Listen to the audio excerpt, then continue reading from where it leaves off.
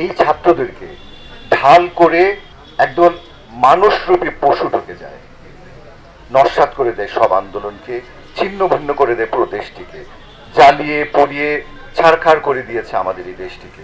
এই বাংলাদেশ টেলিভিশন যে বাংলাদেশ বাঙালির সংস্কৃতির ধারক ও বাহক, বাংলাদেশের ইতিহাসের মুক্তিযুদ্ধের চেতনাকে ধারণ করেছে, সেই বাংলাদেশ টেলিভিশনের প্রাঙ্গণে এসে এই ধ্বংসযজ্ঞ দেখে আমরা সকলেই মর্মাহত হয়েছি। কোনো বাংলাদেশি কোনো বাঙালি এই বিটিভিকে আক্রমণ করতে পারে না। প্রত্যেকটা শিল্পীর হৃদয়ে যে ক্ষরণ হয়েছে, যে ক্ষত হয়েছে, তা আপনারা কল্পনা করতে পারবেন না।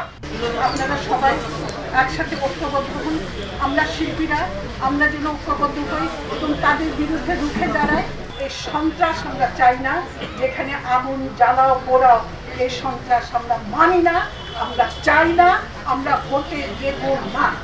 যে সকল প্রাণ আমরা হারিয়েছি, প্রত্যেকের বিদেহী আত্মার প্রতি আমি সমবেদনা জানাই, আত্মার শান্তি কামনা করি।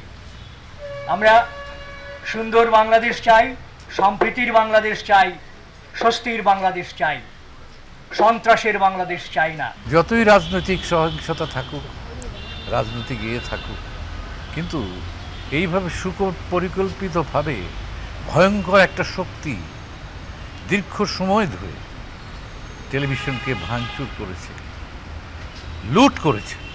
ঘৃণার সঙ্গে উচ্চারণ করতে চাই, এরা লুটেরা। যে শক্তি কাজ করেছে, এদের শাস্তি হওয়া উচিত। একটা দেশের এরকম একটি প্রতিষ্ঠানের উপরে এভাবে হামলা হবে। আমরা যেমন নিরাপদ জীবন চাই, তেমনি আমাদের এই সকল স্থাপনা যাতে পুনরাবৃত্তি কখনো না ঘটে সেরকম ব্যবস্থা আমরা চাই।